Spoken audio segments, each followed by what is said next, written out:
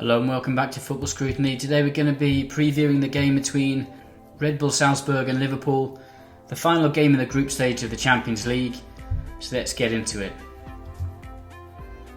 Okay, so starting off by looking at the system from Red Bull Salzburg. They play with a 4-4-2 diamond. The main names that stick out for me from watching the first game were Haaland up front with Hee-chan and Minamino just behind them. I watched them in their game against Genk in the previous round, and all three of these players were really good on the counter-attack, really quick, find good space, and we'll go into that in a minute. This is the image taken from the start of the game against Genk. Red Bull Salzburg lined up with the 4-4-2 diamonds, and we expect to see the same against Liverpool. Liverpool, as we would expect, will line up with their 4-3-3 system. Missing Fabinho in the middle of the pitch, imagine Henderson will be playing in his position. Lovren, if he's not injured, will play next to Van Dijk, the usual fullbacks of Alexander and Robertson.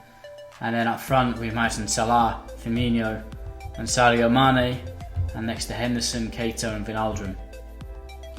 Okay, so what areas are we expecting to be of interest during the game? Starting off with the positioning of Minamino, Haaland and Hee-chan.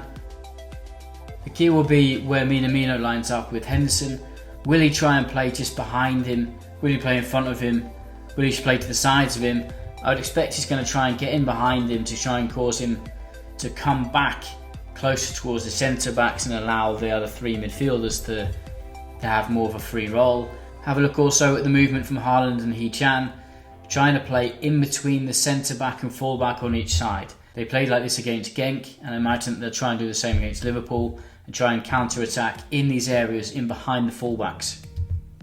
This image highlights quite nicely the positioning of Minamino in behind the defensive midfield from Genk.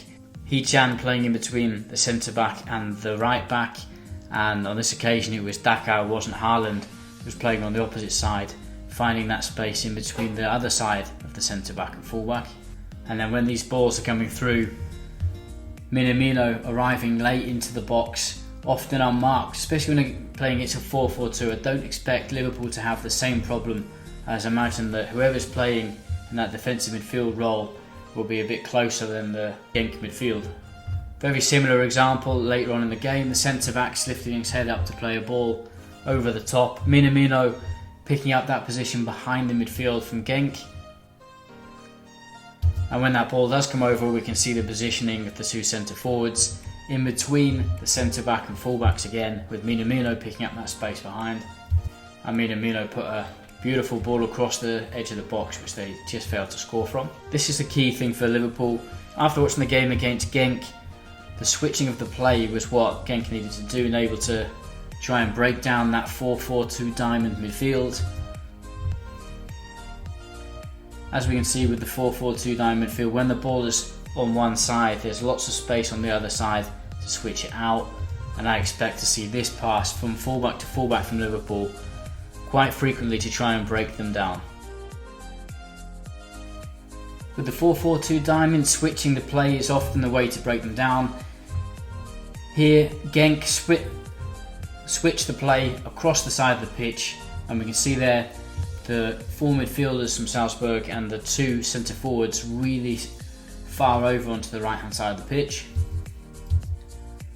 So when the ball arrives on the opposite side, we can see a 2 against 1 situation with the full back, and this is what Liverpool will need to do: switch the play into Alexander, and with that other player there, if we imagine that that is Mohamed Salah, a 2 against 1, you wouldn't fancy being the left back for Red Bull Salzburg. Counter-attacks from Salzburg are going to be dangerous, trying to find that space behind Alexander and Robertson. On the counter-attack, they're so dangerous. If we imagine this to be Liverpool, it's a similar system here with the two centre-backs and defensive midfielder back. As soon as the ball goes forward, Minamino, Hee-chan and Daka are off on the counter-attack. If it was Haaland, also exactly the same. And the very creative Hee-chan plays a nice ball through into the centre forward, and it doesn't quite come off, but it's just another example of the dangerous counter-attacks from Red Bull Salzburg. Liverpool will have to be careful though if they start playing a high line. Hee-chan is very quick on the counter-attack and very intelligent finding space behind.